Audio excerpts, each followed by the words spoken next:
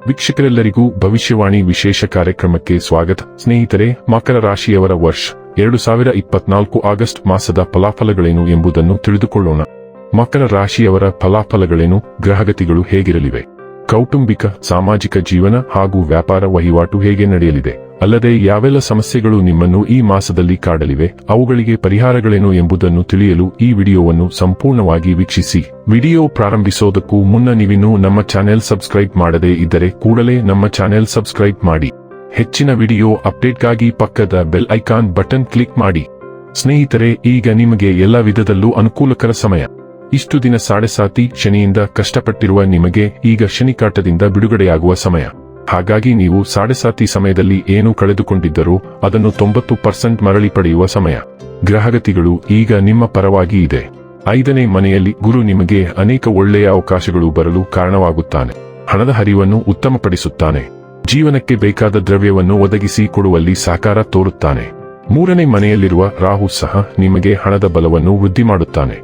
ನಾನಾ ಮೂಲಗಳಿಂದ ಧನ ಸಹಾಯ ಒದಗಿ ಬರುತ್ತದೆ. ಮನೆಯಲ್ಲಿ ಸಂತಸ ಸಂಭ್ರಮದ ವಾತಾವರಣ ಇರುತ್ತದೆ.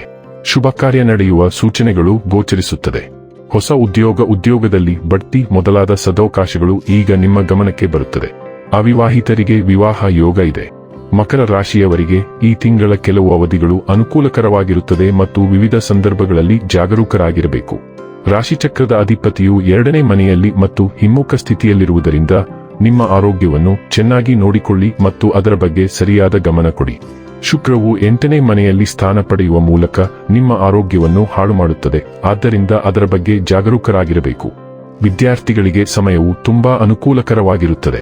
ಕಠಿಣ ಪರಿಶ್ರಮಕ್ಕೆ ಹಿಂಜರಿಯಬಾರದು ಮತ್ತು ಯಶಸ್ಸಿಗೆ ಸರಿಯಾದ ಪ್ರಯತ್ನಗಳನ್ನು ಮುಂದುವರಿಸಬೇಕು.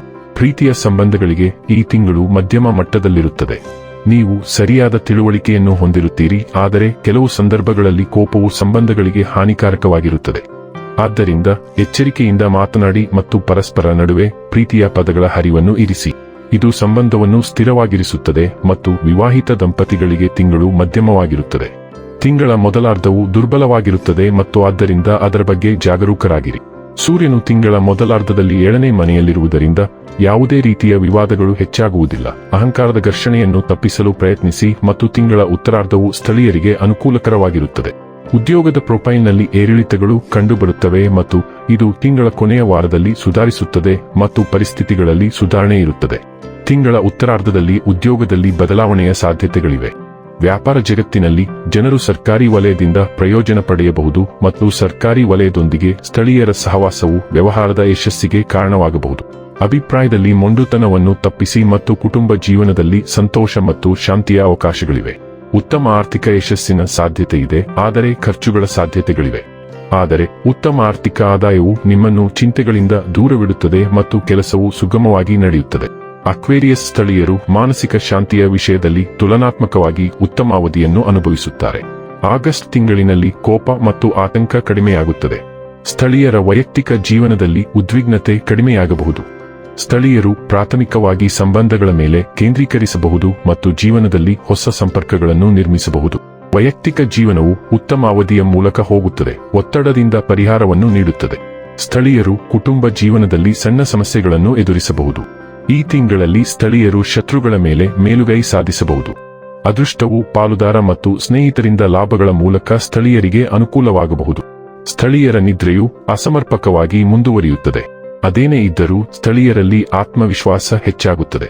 ಜೀವನದಲ್ಲಿ ಕಠಿಣ ಮತ್ತು ನಿರ್ಣಾಯಕ ಸಂದರ್ಭಗಳನ್ನು ನಿರ್ವಹಿಸಿದ ನಂತರ ಸ್ಥಳೀಯರ ಮನಸ್ಸಿನಲ್ಲಿ ಸ್ಪಷ್ಟತೆ ಇರುತ್ತದೆ. ಆಗಸ್ಟ್ನಲ್ಲಿ ಕುಂಭ ರಾಶಿಯವರಿಗೆ ಆರೋಗ್ಯದ ವಿಷಯದಲ್ಲಿ ಹೆಚ್ಚಿನ ಖರ್ಚುಗಳು ಬರಬಹುದು. ಪ್ರೀತಿಯ ಸಂಬಂಧ ಜೀವನದ ಕುರಿತು ನೋಡುವುದಾದರೆ ಈ ತಿಂಗಳಲ್ಲಿ ಸಂಬಂಧದ ವಿಷಯಗಳು ಉತ್ತಮವಾಗುವ ಸಾಧ್ಯತೆ ಇದೆ. ಆದಾಗ್ಯೂ ಈ ತಿಂಗಳ ಅಂತ್ಯದ ವೇಳೆಗೆ ಸ್ಥಳೀಯರು ಕೆಲವು ಕೌಟುಂಬಿಕ ಸಮಸ್ಯೆಗಳನ್ನು ಎದುರಿಸಬೇಕಾಗುತ್ತದೆ. ಕೆಲವು ಸಂದರ್ಭಗಳಲ್ಲಿ ಪಾಲುದಾರನು ಸಮಸ್ಯೆಗಳಿಗೆ ಕಾರಣವಾಗಿರಬಹುದು. ತಿಂಗಳ ದ್ವಿತೀಯಾರ್ಧದಲ್ಲಿ ಸಂಗಾತಿಯು ಸ್ವಲ್ಪ ಅಹಂಕಾರವನ್ನು ಬೆಳೆಸಿಕೊಳ್ಳಬಹುದು. ಸಂಗಾತಿಯು ಸೌಕರ್ಯಗಳು ಮತ್ತು ಐಷಾರಾಮಿಗಳನ್ನು ಬಯಸುತ್ತಾರೆ, ಇದು ವೆಚ್ಚಗಳಿಗೆ ಕಾರಣವಾಗಬಹುದು. ವೈವಾಹಿಕ ಜೀವನದಲ್ಲಿ ಸಂಗಾತಿ ಅಥವಾ ಪಾಲುದಾರರೊಂದಿಗಿನ ಹಿಂದಿನ ಸಮಸ್ಯೆಗಳನ್ನು ಸ್ಥಳೀಯರು ಪರಿಹರಿಸಬಹುದು. ಹಣಕಾಸು ಮತ್ತು ದಾಖಲೆಗಳ ಕೆಲವು ವಿಷಯಗಳಲ್ಲಿ ಅಭಿಪ್ರಾಯ ಘರ್ಷಣೆಗಳಿರಬಹುದು. ವೈವಾಹಿಕ ಜೀವನದಲ್ಲಿ ಉತ್ತಮ ದಾಂಪತ್ಯ ಸುಖವಾಗಿರಬಹುದು. ತಪ್ಪು ಸಂವಹನವು ಸಂಬಂಧದಲ್ಲಿ ವಿರಾಮಕ್ಕೆ ಕಾರಣವಾಗಬಹುದು ಮತ್ತು ಆದ್ದರಿಂದ ವೈಯಕ್ತಿಕ ವಿಷಯಗಳಲ್ಲಿ ಸರಿಯಾದ ಸಂವಹನವನ್ನು ಹೊಂದಲು ಸಲಹೆ ನೀಡಲಾಗುತ್ತದೆ. ಹೊಸ ಪ್ರೀತಿ ಮತ್ತು ಪ್ರಣಯವನ್ನು ಹುಡುಕುವುದು ಈ ತಿಂಗಳಲ್ಲಿ ಕುಂಭ ರಾಶಿಯ ಸ್ಥಳೀಯರಿಗೆ ಕೆಲಸ ಮಾಡುವುದಿಲ್ಲ. ಕೊನೆಗೆ ಸಂಬಂಧದಲ್ಲಿ ನಿರ್ಲಿಪ್ತ ವರ್ತನೆ ಇರಬಹುದು. ವ್ಯಾಪಾರ ಜೀವನದ ಕುರಿತು ನೋಡುವುದಾದರೆ, ವ್ಯಾಪಾರವನ್ನು ನಡೆಸುತ್ತಿರುವ ಕುಂಭ ರಾಶಿಯ ಸ್ಥಳೀಯರು ರೂಪಾಂತರಕ್ಕೆ ಸಾಕ್ಷಿಯಾಗುತ್ತಾರೆ ಮತ್ತು ಕೆಲವರು ವ್ಯವಹಾರದ ಪ್ರಗತಿ ಮತ್ತು ಸಮೃದ್ಧಿಯನ್ನು ಪುನರುಜ್ಜೀವನಗೊಳಿಸಲು ಒಂದು ತಿರುವು ತಂತ್ರವನ್ನು ಅಳವಡಿಸಿಕೊಳ್ಳಬಹುದು. ವಿತ್ತೀಯ ಒಳಹರಿವು ಸಾಧಾರಣವಾಗಿರಬಹುದು. ಸ್ಥಳೀಯರು ಸ್ಪರ್ಧಿಗಳು ಮತ್ತು ಇತರ ಬಾಹ್ಯ ಅಂಶಗಳನ್ನು ಉತ್ತಮ ರೀತಿಯಲ್ಲಿ ನಿಭಾಯಿಸುತ್ತಾರೆ. ಪಾಲುದಾರರು ಸಹ ಬಲಶಾಲಿಯಾಗಬಹುದು ಮತ್ತು ವ್ಯಾಪಾರದ ಉತ್ತಮ ಲಾಭಕ್ಕಾಗಿ ಕುಂಭ ರಾಶಿಯವರ ಕೈಗಳನ್ನು ಬಲಪಡಿಸಬಹುದು. ವ್ಯಾಪಾರದಲ್ಲಿ ಶತ್ರುಗಳು ಈ ತಿಂಗಳ ಕೊನೆಯ ಭಾಗದಲ್ಲಿ ಅಡೆತಡೆಗಳನ್ನು ಉಂಟುಮಾಡಬಹುದು. ಹೂಡಿಕೆಗಳು ಆಗಸ್ಟ್ ತಿಂಗಳಿನಿಂದ ಉತ್ತಮ ಲಾಭ ನೀಡಬಹುದು. ಅಕ್ವೇರಿಯಸ್ ಸ್ಥಳೀಯರು ಸರಿಯಾದ ವ್ಯಾಪಾರ ಪಾಲುದಾರರನ್ನು ಆಯ್ಕೆ ಮಾಡಲು ಮಾರ್ಗದರ್ಶಕರ ಅಭಿಪ್ರಾಯಗಳು ಮತ್ತು ಮಾರ್ಗದರ್ಶನವನ್ನು ತೆಗೆದುಕೊಳ್ಳಲು ಸಲಹೆ ನೀಡಲಾಗುತ್ತದೆ. ಸ್ಥಳೀಯರು ವ್ಯಾಪಾರವನ್ನು ಪುನಶ್ಚೇತನಗೊಳಿಸಲು ಪೇಟೆಂಟ್ ಅಥವಾ ಇತರ ಬೌದ್ಧಿಕ ಆಸ್ತಿ ಹಕ್ಕುಗಳಿಗಾಗಿ ಹಣವನ್ನು ಖರ್ಚು ಮಾಡಬಹುದು. ವೃತ್ತಿ ಜೀವನದ ಕುರಿತು ನೋಡುವುದಾದರೆ, ವೃತ್ತಿಯಲ್ಲಿ ಅಪೇಕ್ಷಿತ ಫಲಿತಾಂಶಗಳನ್ನು ಪಡೆಯುವ ಏಕೈಕ ಮಾರ್ಗವೆಂದರೆ ಹೆಚ್ಚಿನ ಗಮನ ಮತ್ತು ಸಮರ್ಪಣೆ. ಮಹಿಳಾ ಉದ್ಯೋಗಿಗಳಿಗೆ ಕೆಲಸದ ಸ್ಥಳದಲ್ಲಿ ಲಾಭದಾಯಕವಾಗಿರುತ್ತದೆ. ಸ್ಥಳೀಯರು ಕಠಿಣ ಪರಿಶ್ರಮದ ಹೊರತಾಗಿಯೂ ಮೇಲಧಿಕಾರಿಗಳ ಅಥವಾ ಮುಖ್ಯಸ್ಥರ ವಿಶ್ವಾಸವನ್ನು ಗಳಿಸಲು ಕಷ್ಟವಾಗಬಹುದು. ಅನಿರೀಕ್ಷಿತ ರೂಪಾಂತರವು ಭಯವನ್ನು ಉಂಟುಮಾಡಬಹುದು ಮತ್ತು ಆತಂಕವು ವೃತ್ತಿಪರ ಜಾಗದಲ್ಲಿ ಅಕ್ವೇರಿಯಸ್ ಸ್ಥಳೀಯರನ್ನು ತೊಂದರೆಗೊಳಗಾಗುತ್ತದೆ. ವೃತ್ತಿಪರ ಬದ್ಧತೆಗಳನ್ನು ಈಡೇರಿಸುವ ಸಂದರ್ಭದಲ್ಲಿ ಪ್ರವಾಸಗಳು ಮತ್ತು ಹೊಸ ಜನರನ್ನು ಭೇಟಿಯಾಗುವುದನ್ನು ನಿರೀಕ್ಷಿಸಲಾಗಿದೆ. ಸಹೋದ್ಯೋಗಿಗಳು, ವಿಶೇಷವಾಗಿ ಮಹಿಳಾ ಸಹೋದ್ಯೋಗಿಗಳು, ಕೆಲಸದ ಸ್ಥಳದಲ್ಲಿ ಅನುಕೂಲಕರವಾಗಿರಬಹುದು.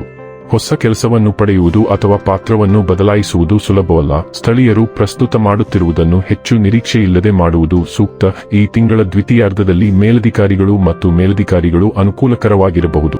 ಮೊದಲಾರ್ಧವು ವೃತ್ತಿಜೀವನದಲ್ಲಿ ಮ್ಯಾನೇಜ್ಮೆಂಟ್ನೊಂದಿಗೆ ಸ್ವಲ್ಪ ಹಗೆತನಕ್ಕೆ ಸಾಕ್ಷಿಯಾಗಬಹುದು. ಹಣಕಾಸು ಜೀವನದ ಕುರಿತು ನೋಡುವುದಾದರೆ, ಈ ತಿಂಗಳು ಆರ್ಥಿಕ ಪರಿಸ್ಥಿತಿಯು ಮಧ್ಯಮವಾಗಿರಬಹುದು. ಸ್ಥಳೀಯರು ಭವಿಷ್ಯಕ್ಕಾಗಿ ಸ್ಥಿರ ಆಸ್ತಿಗಳ ರೂಪದಲ್ಲಿ ಹಣವನ್ನು ಉಳಿಸಲು ಸಾಧ್ಯವಾಗುತ್ತದೆ. ಈ ತಿಂಗಳಲ್ಲಿ ವಿತ್ತೀಯ ಒಳಹರಿವು ಮಧ್ಯಮವಾಗಿರಬಹುದು. ಈ ತಿಂಗಳ ಅಂತ್ಯದ ವೇಳೆಗೆ ಸ್ಥಳೀಯರು ಗುಪ್ತ ಮೂಲಗಳ ಮೂಲಕ ಗಳಿಕೆಯನ್ನು ಕಂಡುಕೊಳ್ಳಬಹುದು. ಸಾಲಗಳು ರಾಶಿಯಾಗಬಹುದು ಮತ್ತು ಅದರ ಮರುಪಾವತಿಯು ಸ್ಥಳೀಯರಿಗೆ ಕಷ್ಟವಾಗಬಹುದು. ವೆಚ್ಚಗಳು ಔಷಧಿಗಳು ಮತ್ತು ಆಸ್ಪತ್ರೆಗೆ ಸಂಬಂಧಿಸಿರಬಹುದು. ಮನೆಗೆ ರಿಪೇರಿ ಮತ್ತು ಮಾರ್ಪಾಡುಗಳು ಸಹ ಸಾಧ್ಯತೆಯಿದೆ. ಸರ್ಕಾರದ ನೀತಿಗಳು ಮತ್ತು ಆದೇಶಗಳಿಂದಾಗಿ ಅನಿರೀಕ್ಷಿತ ವೆಚ್ಚಗಳನ್ನು ಪೂರೈಸುವ ಅವಕಾಶಗಳಿವೆ. ಆಗಸ್ಟ್ನಲ್ಲಿ ಸ್ಥಳೀಯ ಮತ್ತು ಮಕ್ಕಳ ಆರೋಗ್ಯಕ್ಕೆ ಅನಗತ್ಯ ವೆಚ್ಚಗಳು ಉಂಟಾಗಬಹುದು. ಷೇರು ಮಾರುಕಟ್ಟೆಯಲ್ಲಿ ವ್ಯಾಪಾರ ಮತ್ತು ಹೂಡಿಕೆಯು ಸ್ಥಳೀಯರಿಗೆ ಉತ್ತಮ ಲಾಭವನ್ನು ತರುವುದಿಲ್ಲ. ಇದು ಆರ್ಥಿಕ ಸ್ಥಿರತೆಗೆ ಮೀಸಲಾದ ಅವಧಿಯಾಗಿದೆ ಮತ್ತು ವಿಸ್ತರಣೆಯಲ್ಲ. ವಿದ್ಯಾರ್ಥಿ ಜೀವನದ ಕುರಿತು ನೋಡುವುದಾದರೆ, ಕುಂಭ ರಾಶಿಯ ವಿದ್ಯಾರ್ಥಿಗಳು ಈ ತಿಂಗಳು ಶಿಕ್ಷಣದಲ್ಲಿ ಮಧ್ಯಮ ಅವಧಿಯನ್ನು ಹೊಂದಿರಬಹುದು. ಸಾಮಾಜಿಕ ಮಾಧ್ಯಮ ಮತ್ತು ಇತರ ಮನರಂಜನಾ ಚಾನೆಲ್ಗಳ ಮೂಲಕ ಗೊಂದಲವನ್ನು ತಪ್ಪಿಸುವುದು ಸೂಕ್ತ. ಅಕ್ವೇರಿಯಸ್ ಸ್ಥಳೀಯರಲ್ಲಿ ಸಂವಹನ ಕೊರತೆ ಇರಬಹುದು. ನವೀನ ಚಿಂತನೆ ಮತ್ತು ಚಿಂತನೆಯ ಹರಿವಿನ ಸರಿಯಾದ ಮಾರ್ಗವು ಪರಿಣಾಮ ಬೀರುತ್ತದೆ. ಅನಾರೋಗ್ಯ ಮತ್ತು ಸರಿಯಾದ ನಿದ್ರೆಯ ಕೊರತೆಯಿಂದಾಗಿ ಗಮನ ಮತ್ತು ಏಕಾಗ್ರತೆಯು ವಿಚಲಿತವಾಗಬಹುದು. ವಿದೇಶದಲ್ಲಿ ಉನ್ನತ ಶಿಕ್ಷಣ ಪಡೆಯಲು ಬಯಸುವ ವಿದ್ಯಾರ್ಥಿಗಳು ಅಡೆತಡೆಗಳನ್ನು ಎದುರಿಸಬಹುದು. ಆರೋಗ್ಯ ಜೀವನದ ಕುರಿತು ನೋಡುವುದಾದರೆ, ಸ್ಥಳೀಯರು ಅನಿಯಮಿತ ನಿದ್ರೆ ಮತ್ತು ಶಾಖ ಸಂಬಂಧಿತ ಸಮಸ್ಯೆಗಳಿಗೆ ಸಂಬಂಧಿಸಿದ ತೊಂದರೆಗಳನ್ನು ಎದುರಿಸಬಹುದು. ಚಾಲನೆ ಮಾಡುವಾಗ ಅಥವಾ ಮೆಟ್ಟಿಲು ಹತ್ತುವಾಗ ಸಣ್ಣ ಪುಟ್ಟ ಗಾಯಗಳೊಂದಿಗೆ ಭೇಟಿಯಾಗುವುದು ಸಾಧ್ಯ. ಆಂತರಿಕ ಶಾಂತಿ ಉತ್ತಮವಾಗಬಹುದು. ಸ್ಥಳೀಯರ ಮಕ್ಕಳು ಮತ್ತು ಸಂಗಾತಿಯ ಆರೋಗ್ಯ ವೆಚ್ಚದಲ್ಲಿ ಹೆಚ್ಚಳವನ್ನು ಪ್ರಚೋದಿಸಬಹುದು. ಸ್ಥಳೀಯರ ಭಾವನಾತ್ಮಕ ಆರೋಗ್ಯವು ಈ ತಿಂಗಳ ಅಂತ್ಯದ ವೇಳೆಗೆ ಪರೀಕ್ಷೆಯ ಅವಧಿಗೆ ಒಳಗಾಗಬಹುದು. ಆಗಸ್ಟ್ ಮಾಸದ ಶುಭ ದಿನಾಂಕಗಳು 3, 4, 5, 6, 7, 13, 14, 15, 16, 24, 25, 26, 27 ಮತ್ತು 31. ಇನ್ನು ಕೊನೆಯದಾಗಿ ಮಾಡಿಕೊಳ್ಳಬೇಕಾದ ಉಪಾಯಗಳ ಕುರಿತು ನೋಡುವುದಾದರೆ, ಪ್ರತಿದಿನವೂ ಶ್ರೀ ಶನಿ ಚಾಲಿಸವನ್ನು ಪಠಿಸಿ. ವೀಕ್ಷಕರೇ, ಇದಾಗಿತ್ತು ಮಕರ ರಾಶಿಯ ಜಾತಕದವರ ಆಗಸ್ಟ್ ಮಾಸದ ರಾಶಿ ಫಲದ ಮಾಹಿತಿ ಇಷ್ಟವಾದರೆ ವಿಡಿಯೋವನ್ನು ಲೈಕ್ ಮತ್ತು ಶೇರ್ ಮಾಡಿ. ಹಾಗೆ ಚಾನೆಲ್ ಸಬ್ಸ್ಕ್ರೈಬ್ ಮಾಡುವುದರ ಜೊತೆಗೆ ನಿರಂತರ ವಿಡಿಯೋ ಅಪ್ಡೇಟ್ಸ್ಗಳಿಗಾಗಿ ಪಕ್ಕದ ಬೆಲ್ ಐಕಾನ್ ಕ್ಲಿಕ್ ಮಾಡಿ.